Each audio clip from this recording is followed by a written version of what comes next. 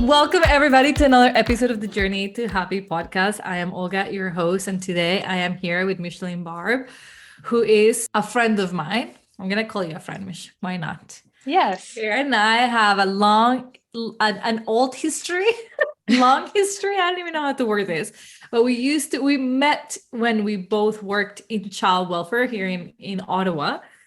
And we're both social workers. We are both very passionate about the work we do, and so we always had that thing in common. We were in the same team for as long as I could tolerate it, and then I quit being on that team.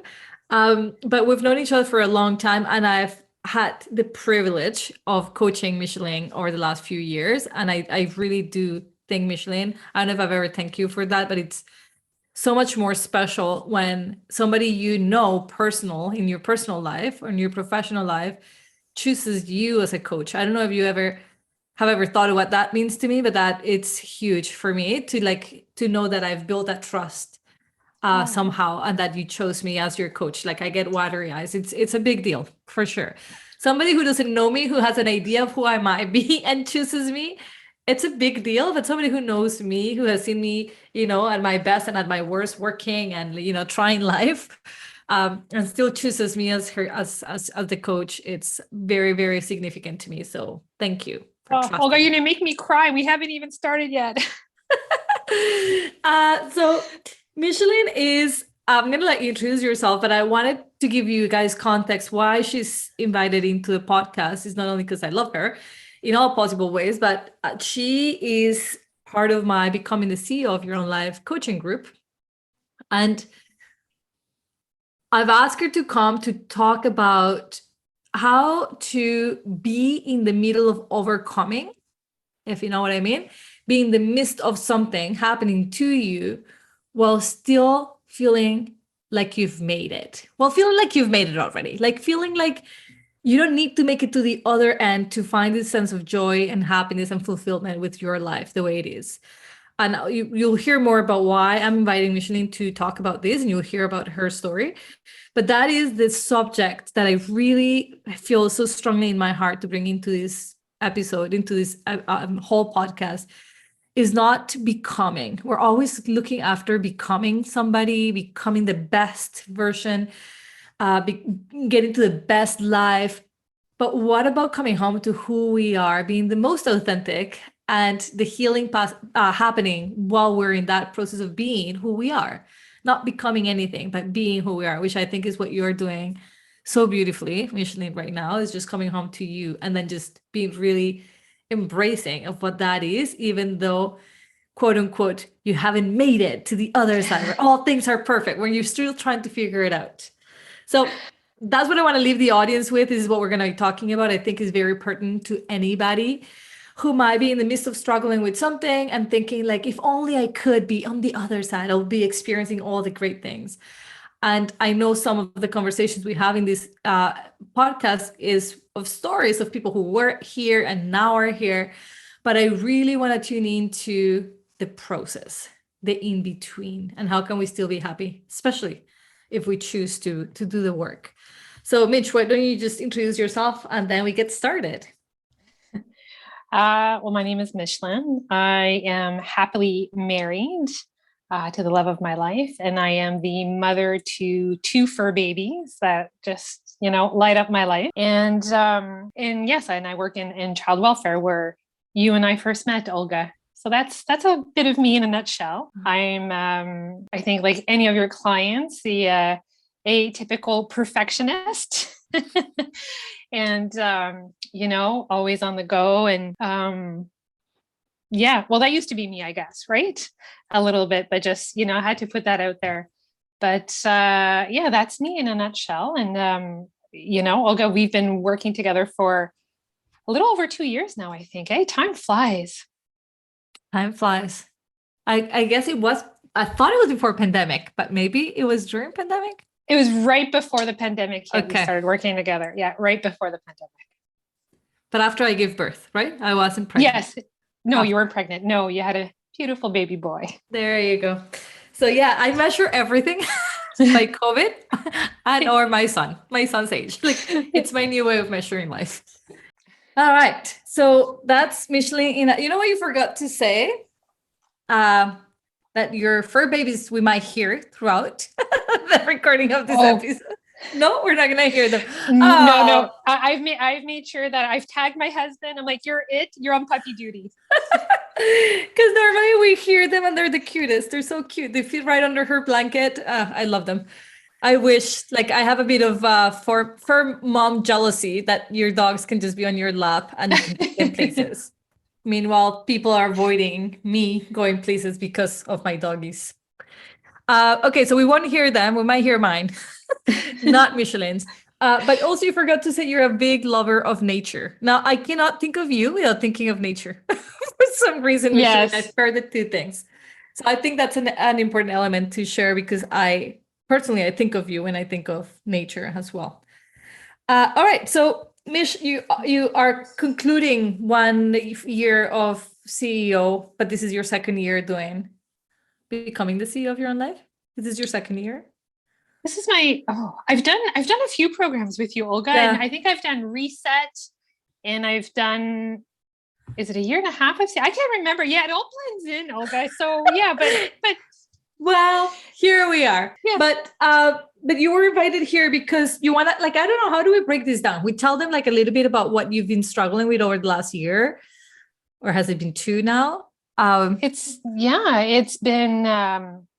It's been 2 years. And so yeah, I guess one of the reasons for the podcast is I started to work with you, Olga, and I was, always a very energetic person. If I'm not at home busy with the dogs or, just managing life and work, I'm out in nature and hiking or traveling and going on these big adventures.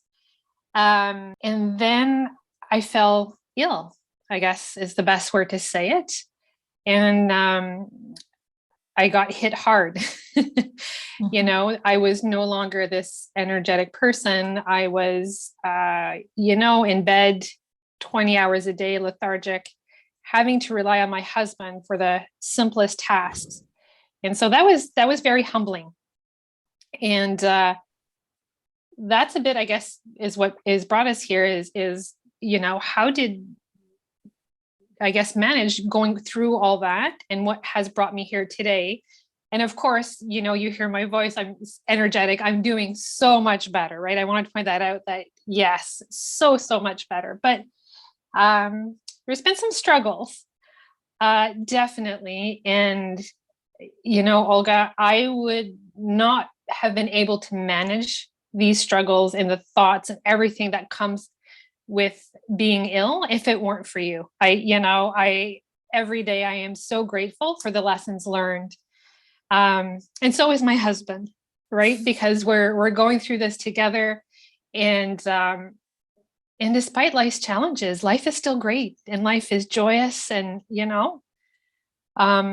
so, with my health, declining and being where it was, it's, the thoughts that come with that, right? We're so, you go down the rabbit hole, right? You have these deep, dark thoughts of like, why is this happening to me? And, at one point I was like, I'm being punished for something I did. And then, not be able to function. And, the mean girl kind of comes in and, I'm like, oh my God, like I'm so lazy, I can't function. And all these thoughts were going through my head, right? And you spin out of control. And it was hard, but with your help and your encouragement and the thought work and the mindset, Olga, today, like those thoughts are long gone, right?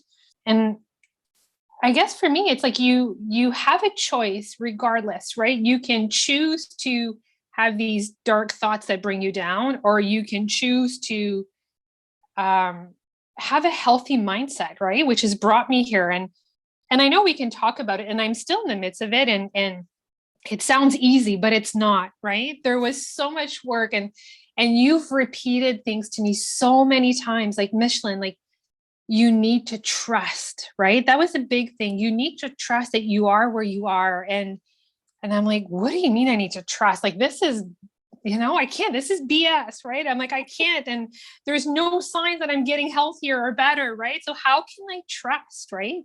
And so, yeah, these lessons were hard, but you kept repeating it to me. And at one point I remember I was like, okay, I need to trust. And for me, I love mantras, right? For that's what really keeps me going. And I've really, with you're saying your trust, for me, it was, I need to trust my healing journey. I need to trust that. And that's helped me so much, Olga, because yeah, it's one step at a time, right? And you've taught me as well that healing, and for me it's health issues, but healing, I think, could be for anything that we're going through life, right? It doesn't just specifically to health issues, but healing is not linear, right? And there's bumps in the road, and there's days that life is good, and then oops, something happens, and I do get pissed off, right? I've gotten pissed off and I've cried, and I have what we've termed stuck in the mud, right? And there's days where I'm just like, you've heard me say this, I'm sick and tired of being sick and tired. But I sit in the mud, and then it's like, no, I got to pick myself up, right? I need to trust I am exactly where I need to be. So how closer are you to this trusting of your journey, of your healing journey? That healing is coming, that healing is on its way, that healing is all around you. That's a good question, but I can't say there was like a big aha moment and I'm like, I trust. It's thinking about life and my situation, and I get to choose. Like, this is, something is happening to me in my body that I have absolutely no control over, right? And I'm very well supported, like with family and even the professionals that I have in my life. Like, they're absolutely wonderful, and I'm grateful. But at a point, it's like, it's all about how I view my life and what is happening in my life. Like this week, I was on vacation and I may have pushed myself too far. And so there was one day where like I was in bed all day. Like, this is what happens. And so I can choose to say, oh crap, I've pushed myself too much. And oh, look, I'm wasting a day on vacation. I'm in bed. Or I can choose to look at it as I had an abundance of fun, and now I'm having an abundance of rest because it's what my body needs. And just having that mindset is so light. It's not heavy, right? There's no negative connotation. This is life and this is what it is, but it makes it more joyous. It brings happiness to it, right? And so having that mindset just makes life easier, right? Just managing my life is, you have to look at it like that. And that makes a whole difference, right? Like how powerful is that to be like, yeah, an abundance of fun and abundance of rest versus I'm, not doing well. What today. is wrong with me? Look at me. I can't even go for a full day of shopping without having to sleep another full day. Okay, first of all, let's just take a break here, everybody. And notice and grab this on for yourself. Rather than looking at resting, sleeping, tiredness as, God, what is wrong with me? Why do I need to rest? Why do I need to, like, remember you used to call it crash so hard? Yes. Oh my God, I crashed so hard. And I was like, I hate that. Don't say that again. You didn't crash. You were resting. You're now looking at it from, wow, I had an abundance of fun. And now I have an abundance of rest. Absolutely. I can see how this is going to be so uplifting and liberating to give yourself permission to then rest for as long as your body needs to, because you had a lot of fun and we got to compensate. Love it. And especially knowing how far that is from the Michelin I've coached. And I also want to highlight, healing is not linear. For all of you listening, the resiliency that is built, the ability that you build within yourself when you think that healing is not a forever, that once you jump onto this healing is like I see it on Instagram. It drives me insane. People talking about their healing journey. Like, I'm on this healing journey, and I'm doing all these things, and they're so willing to do the work while they're healing because they're thinking it's coming to an end. When are we ever done healing? Period. 90% of us are healing our childhood right now. So, and we'll continue for as long as we're alive. So I love that healing is not linear. And what do you think, Micheline, how in that perception of it not being linear? Because I know that was a change for you, a change of perception. I think much of what we were working on, if you don't mind me sharing, was your disappointment when healing was still happening, when you were still be ill, and you would be like, but when is this coming to a fucking end? Like, when is this ending? And we had to work on like that very concept of it isn't linear. You might have moments of what you think is healing and progress now, but healing is always happening, just not in a straight line where you just make it to a place. It's gonna have ups and downs, and sometimes feel like you walk backwards a few steps and you're like, I'm back to square one. What do you think has been the impact for you to have this idea of healing not being linear? That's been huge because, like you said, the goal was like, when I get better, and I remember at one point they're like, oh, this is what you have. And, I was medicated and then, had to watch what I ate and do A, B, C, D. And I did those. I perfected that healing and I did everything by the book. And I still wasn't better. Right.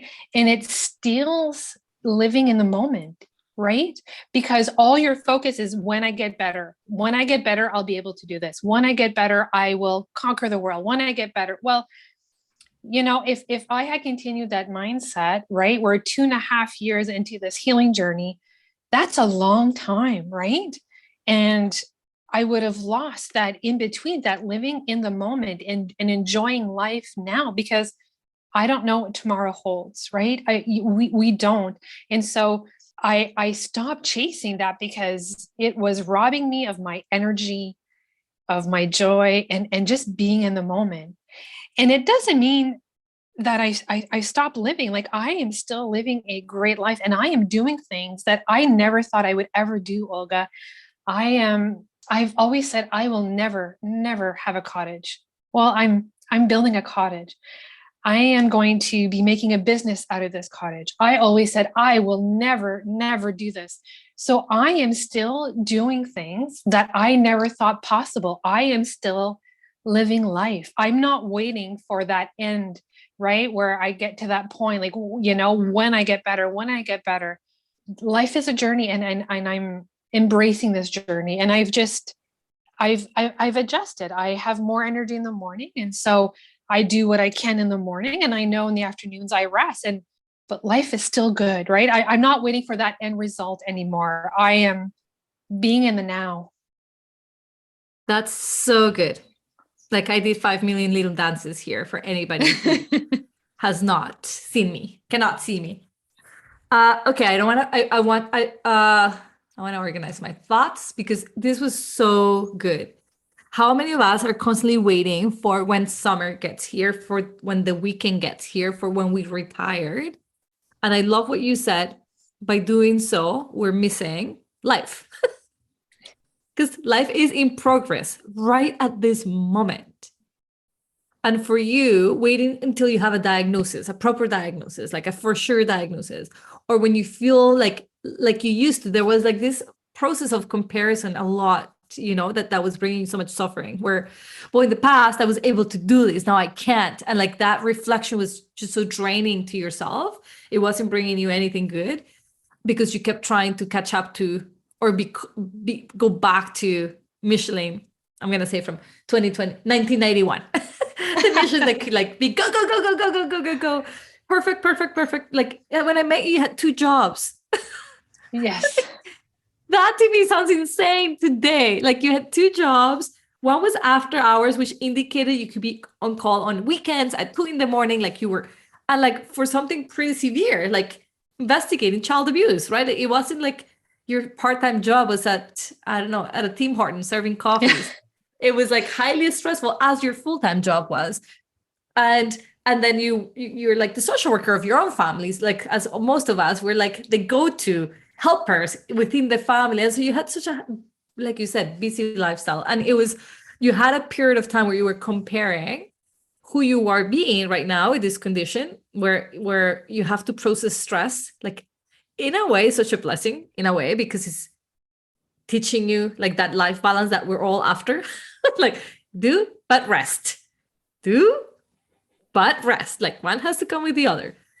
That I absolutely loved to hear you say that the change of mindset was I could continue to wait until all things to be happy, or I can choose to embrace this moment with the health I have and adjust to what I'm doing. And look, while you've been in this with this condition that for those of us listening, we don't 100% know yet what it is. We suspect is Addison disease.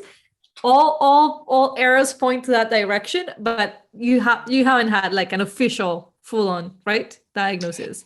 Yeah, not 100%, but I'm being treated as, right? Yeah. And yeah, but like Which you said, I think is another testament of your mindset that you don't necessarily like how many brains will just need to know exactly, or else their brain will be wondering what else could it be, right? And you've had moments of like having to bring the brain back to like, it doesn't matter what I've got. How can I be happy? And how can I embrace myself right at this moment with what I've got?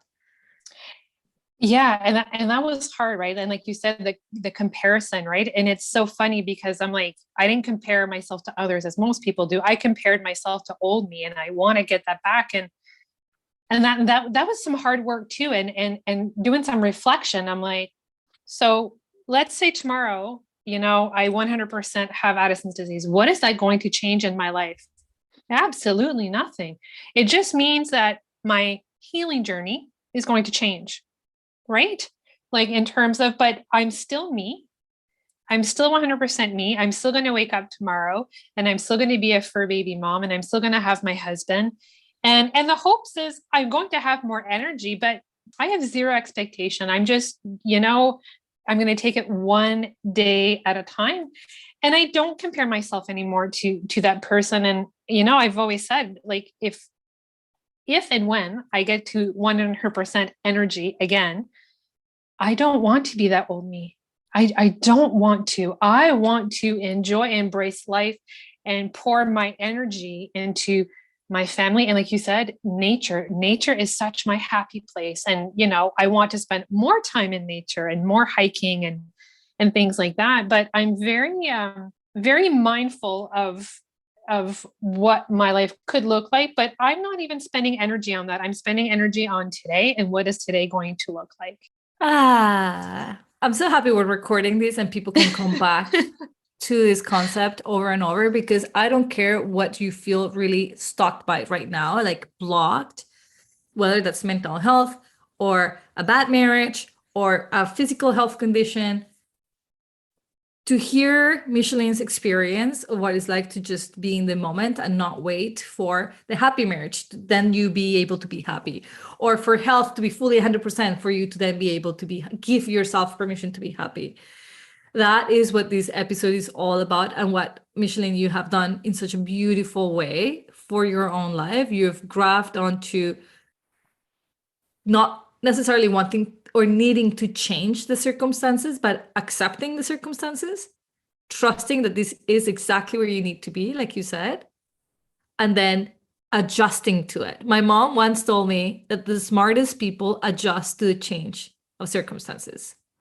Like they just adjust because they realize, okay, fighting this is going to be really difficult on me. So why would they do that?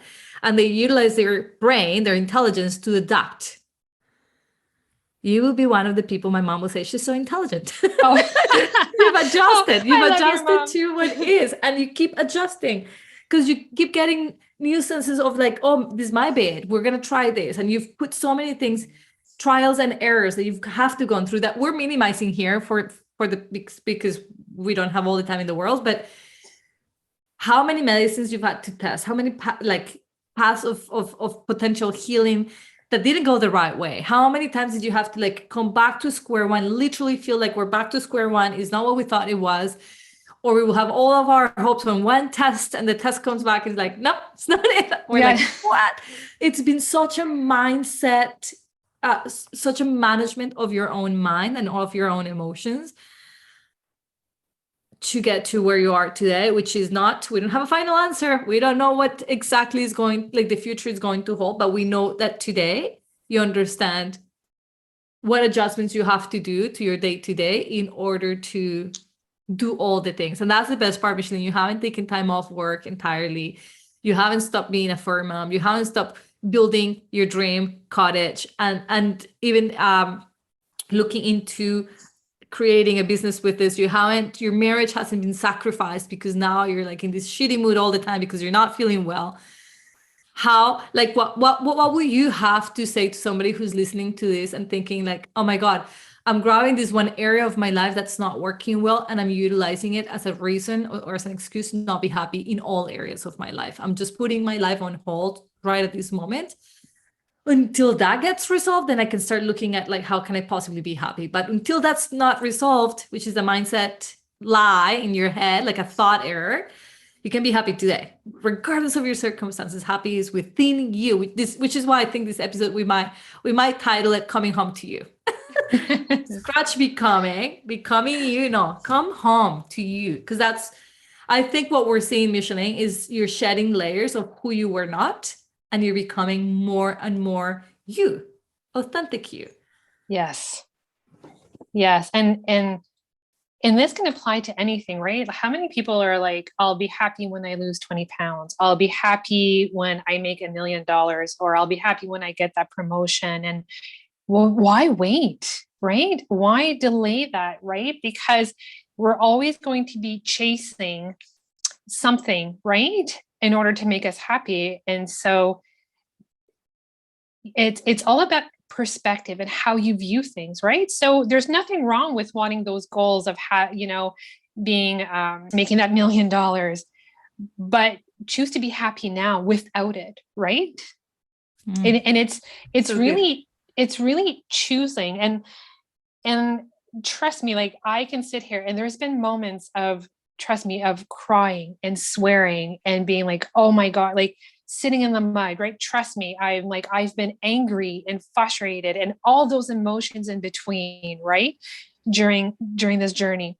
And that's okay. And there's nothing wrong with that, right? It's normal to do that, but you've got to sit with those emotions and then get through and get past it, right? Because if you're always, when I do this and when I do this, I'll be happy. And when I do this, well, happiness is never going to come, right? Happiness is homemade. Yes. By you. This is what I always say. Happiness is homemade. We think, we have thoughts that say happiness is when you're healthy, when you're rich, when you're loved, when you've got the job, when like the thing that you're after, like you said. But happiness is already within you. It's allowing it to exist, giving permission for happiness to just make its way out so you can feel it. And I was reading a book this weekend on parenting. And so I would imagine all of you who have been listening to this episode, you already know I have a teenager, a 3-year-old that behaves like a teenager. I hear all the parents with teenagers. I'm like, hey, I'm experiencing the same thing. He's going to be 3 this Friday. And I'm reading a book that's titled How to Talk So That They Listen, for ages 3 to 5. Okay. And I've read this, which I thought, I'm like, oh my God, this is what I teach my clients all the time. So I'm now just going to have to apply this for my own parenting. And they said in this book that children, like every other human, have emotions. And we parents label some emotions as bad emotions. And by doing so, we want them to get out of that bad emotion as quickly as possible. Because we, the parent, have zero tolerance to see our child sad, in pain, in tantrum mode. We want our children to be happy. Every parent says that. I saw my son be extremely happy yesterday riding a train. And I had tears in my eyes, like that level of joy that I experience when I can instigate happiness in this child's life. So I can see why the same level of unlikeliness happens when he's sad. I just want to boycott that and like not feel it. The problem is that we're not prepping them for life, because in life, we're all going to have the so-called negative emotions, and our avoidance of them doesn't help us process them. So the book said to parents, remember that a bad emotion has to come up before the good one shows up. Right? So before my child is calm, cool, and collected, he may need to be fully done with that tantrum. He can't just interrupt the tantrum to suddenly be just happy, calm, cool, and collected. We have to give that. And that's what in my programs we title Sitting in the Mud. It is that letting of the ugliness of, the heaviness of that strong emotion show up until it becomes a lotus, which is a beautiful flower. Oh, that's beautiful. Oh, God, I love that. So, and I think this is what you've done. This is what you're doing. This is what you're doing currently, because you're sitting in the mud still, there are physical symptoms that you still have on a regular basis that are unpleasant. And there are some answers, but even in the beauty that you've created, Micheline, and that's why I want everybody to hear, is that although not all questions are answered, although the future is not any more concrete, because we all, when we have unknowns, we're like, oh my God, so what does the future hold? Like, you're not spending time there. You're creating you're busy creating happiness right at this moment. What words of wisdom do you have for anybody who's thinking like, well, that's Micheline because she's so special. And I am nothing like her. I can't even imagine to bring some level of happiness without having all the answers to my questions, without having this guaranteed future that things are going to work out, that I'm going to be okay. What do we tell them? I've got some thoughts, but I want you to tell them something from you. I think, oh my goodness. Yeah, Olga, that's a hard question to answer. We're summarizing, right? 2 years of great work with you. And so, but I think it's about choosing, right? You can choose to be happy, and it's a choice, right? So for me, that would be it. We can choose to be happy in the moment with what you're given. And I think one of the biggest things too, you've taught me through this, Olga, is rules that we impose on ourselves, right? I remember, having a discussion with you because my energy was so down, and I'm like, Olga, I'm going to bed like at 6:30 at night. And to me, in my head, that was so bad. And you're like, so you went to bed at 6:30. Who cares? Not a big deal. Who says you can't go to bed at 6:30? Who made that rule up? And I'm like, oh yeah. Like, who says I can't? Right? Like, who makes that? We impose these rules on each other, on ourselves, and we label it good or bad when it could just be neutral, right? Like, okay, so what? You go to bed at 6:30. And I was like, oh, that's such a great way to look at life, right? And so that's why I'm like, I am choosing to be happy. Whether I go to bed at 9 p.m. or 6:30 p.m., why should that have an impact on the joy that I live every day? Some days it's 6:30, some days it's 8. Doesn't matter, right? Does not change anything in my life. But you have to do that work and that mindset, right? And it's how you look at life.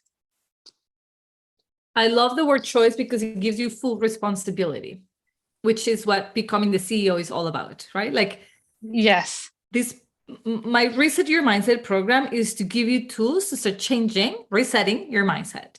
And then becoming the CEO is actually owning that title. And it's all about choices. And I so love that was the word that you came up with, because you're choosing to look at bedtime of 6:30 as a bad, must be that I'm dying, something wrong with me thought, or own it. I go to bed at 6:30 because that's how many hours of sleep I need to function properly. Those are all choices. So I absolutely love that you're bringing this up to everybody else, because sometimes when it comes from a coach or you guys hear this from a book, you think like, well, that person has no issues. They have no idea what they're talking about. But I built becoming the CEO of your own life based on my very strong belief of our choices are responsible for everything, all of our results in life. Your confidence or lack of, those are choices you're making, choices of thoughts, choices of behaviors, choices of things you engage in or not. So I love that your perception of coming home to us is a choice. We choose to be authentic. We choose to be happy despite or in spite of difficulties in our lives. I released a podcast called It Was Meant to Be, which is sharing part of my life story of being a refugee and then like a part of my transition as an immigrant, but especially as a refugee coming here and then choosing like, what am I going to do? Am I going to stick to like what they're telling me I should be doing as a refugee, or am I going to follow my heart? And that choice came with a lot of difficulties, like having to study social work in my second language 9 months into learning the language. That was not easy. In retrospect, I don't know why I chose that. I chose the hardest path. But I was so called to do it. Like that was a choice. And that choice has brought me so much goodness into my life. At a time in my life where I could have chosen something else. I could have chosen that I had all the reasons to be very unmotivated for life, to be really depressed, to be really like, what's the point? And if you guys haven't listened to that episode, go back into it. It's called It Was Meant to Be, because I so believe what Micheline now is telling you. If you trust your path, if you trust the path that you're living right now, that you're exactly where you're supposed to be, there's going to be a time in your life where you're going to look back and think, I was always supposed to be there. It was all part of like this path that we might not understand it or see it possible in the moment when we're in the thickness of the struggle. But even having that window of hope and possibility that maybe this is all for my greatest benefit, even if it seems impossible because you're puking your brain out or because your heart is shattered in like a million little pieces from like some heartache scenario. Or like in my case, I was taken back away from my family, from my culture, from my language after a very traumatic event into a whole new country, whole new weather, whole new culture. Like it seems so unfair and so like not needed. Why did that have to happen? Like that could have been a choice of thoughts that I could have had and I did have for some time. Or we can choose to look at it like, well, what if I think this is part of my path? Like this is going to be a very important part of my life. And this is shaping me into, and I wouldn't have given like that speech that I gave and that podcast that I made after I gave that speech, had it not been for that life experience. So for anybody who's listening to us, to think of your struggle today as perhaps the next story that you're going to tell that is going to help somebody, or being the thing that happened to you that made you then make great choices in life, like living this moment in full fulfillment. And sometimes we think, oh, she's going to do something grandiose, like she's going to write a book and it's going to be a bestseller. But that might not be in the cards for you. Just living this life so fulfilled, like noticing all the miracles that your life has right at this moment is the greatest thing that you can do for yourself. It's the greatest choice. Being authentic, being as authentic, showing up authentically. Like Micheline, you've told me where you're like, well, I had guests, but I told them it's going to be a movie in my bed because that's all I can handle right now. Right? Yes. Like that, being authentic with who you are, not pretending that you're not suffering, not pretending that, not wanting to be who you're not at this moment in time. That on its own is so healing and so liberating. And it's going to make life so much easier for you if you can just bring also that element of trust that, hey, I'm supposed to be right here, right now. There's no other place for me to be than this one at this moment.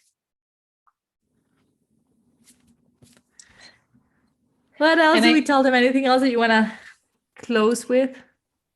Well, I think as well, I look at it that going through this journey, I've learned a lot. I've learned a lot about myself. I've learned to be patient, so patient, because I'm like, I want everything done yesterday, right? And so it's taught me to be patient. It's taught me to slow down, right? And that's a very good lesson. But the biggest lesson of all, it's taught me to love myself. I part of why I'm doing, I think, so well today, and Olga, like you've taught me this, I've learned to love myself, whether I'm energetic and can go do a 20-mile hike, or whether I'm lying in bed snuggled with my puppies and my husband, right? I'm giving myself what I need. And I think that's how I look at it. I'm like, you know what? If anything comes out of this, I've learned these very, very important life lessons. Mic drop. That's so beautiful. I'm so thankful that you decided to come to do this episode with me, because I know we're helping somebody right at this moment as they're listening to this. And I would agree with you. The hardest things that have happened in my life have only brought me closer to loving myself. By choice, I've chosen to look at this with a lot of compassion, which wouldn't have been my nature. And also, I'm highly impatient. I'm still, and I will work until the end of my life probably, at self-constraining myself to be just more patient, to allow life to take its own pace, and for me to just jump with it and be okay with it, and not wanting to rush it, modify it, perfect it. And it's a lesson that I'm learning, and I will continue to be a student of. And I think that speaks to also what you were saying. Yeah, and the end result is that self-love. So for those of you who are like Micheline and I, who want to have things done by yesterday, and yesterday was too late. Ideally, it was 3 months in advance of like when you thought you needed at 4. Think and consider, what if it took you longer to get to where you wanted to get, but the destination is way better than the initial one that you thought you could get to? Like, if we were buying a vehicle, and right now, if you needed to buy it now because you're in a rush to buy it now, all you could afford was a very old, whatever, Cadillac is coming to my head, which I don't even know if, like, a very old Cadillac. If you had to buy it today, and that's what you're gonna get, but your rush is gonna be satisfied because you did it and it was done fast. But what if you were to give yourself time and trust and love in that process of buying a new vehicle, and that took time, and that took you to 3 or 4 years, 5 years, 10 years, and suddenly when you're going to purchase this car, it's no longer a pretty old Cadillac, but the new one with all the flashy little things, with all, like, it was way better than you anticipated. Would you say that wait was not worth it? I think of my son, like, it took me 5 years, lots of trials, so many losses, so much money, so much time, so much managing my emotions. But I cannot look at him now and say, okay, give me those 5 years back. I wish it had happened when I wanted it. I spent too much time and energy trying to make this baby, like, take him back, give me back my years of trying, like, give my life back. No way. If anything, I'm so grateful that it took that long, because I perfected. Like, I had the best baby ever. That's how I view it. And who I became in those 5 years. I would have been a very different mother 5 years sooner without that life experience. So for all of us impatient people who just want to heal by yesterday, what if giving yourself this time would just take you to a destination that you cannot even imagine? And it might be completely sided from where you think you need to get to, which is perhaps this lesson of, self-love and compassion. Micheline, thank you so much. Well, honestly, thank you for having me, Olga. it's been fun, and I know this is gonna be really helpful and impactful to so many people. Any last words of wisdom you want to leave anybody with, or thoughts? Wisdom or thoughts? Wow. I don't know. I'm kind of speechless. I don't know. Was there a thought that carried you over? Was there a thought that you kept having every time that you're like, this is a great thought for me to have that we can maybe share with people? The thought that I've had and to this day continue to have is, I'll get through this, right? Sometimes we forget in the midst of the storm that life somehow always works out.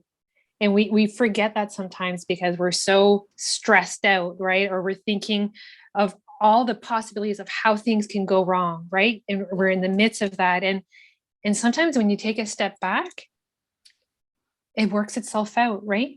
It's kind of like when I'm in the midst of these, when I get super sick and, things are spewing both ends and I get lethargic. And even now, before, I used to have all these thoughts, and now I'm like, I'm going to get through this like I've done for the past years. I'll get through this. It'll work out, right? It always does. And I think we need to hold on to that, right? No matter how hard, whatever is happening in life, it always ends up working out. Sometimes it takes longer, but again, that's the journey, right? We need to think that it always works out. And sometimes not always how we think it will, but it always works out. Right. When you started this journey, you didn't think the goal is to love myself. You're like, the goal is to heal whatever it is that I have, somebody to tell me what I have, what meds do I take, right? And so what a beautiful way of ending this episode, I think, is to remember that life always works out, whether we stress about it or not. And so if we don't stress about it, it will be so much better to just have that trust it's going to work out. And we don't have to know the exact how to, like, lose your attachment to how is it going to work out and just stay with the trust that it's going to work out. Yes. This, my friends, is why I love coaching Micheline. She grabs onto the mindset concepts and she goes to town to work. And you are creating these results for yourself, Micheline. Like, you are living the results of your mindset work, of the work that you put in. And that's what I love about mindset work, is that you get to see it. You can tell me you're using the tools, but we don't see it. We don't see it. Right? Like, so when you use the tools, you get to see it. You see it and you understand so much more about yourself by doing so. I can't thank you enough. It's been a pleasure to do this episode with you. It's been an honor to be your coach for as long as I have. I never take that for granted, ever. Like, it's such a pleasure. You are such a great team member to have in the group as well. And I have to say, you are a complete different human than the one I used to work with at, back in the day. So it's, we just grow into this coming home, and it's so easy. Once you're being who you're always supposed to be, who you are, it gets easier. Because you're not fighting anything. You're just being that. It's amazing. All right. Sending you lots of love for all of you in your healing journeys. I hope this was incredibly powerful to you. You can always come back to this episode. That was the intention Micheline and I had prior to recording this, is to be of service. And we sure hope that this gave you hope and some tools to apply immediately. Thank you so much. And I'll see you guys next Monday. Thank you, Micheline.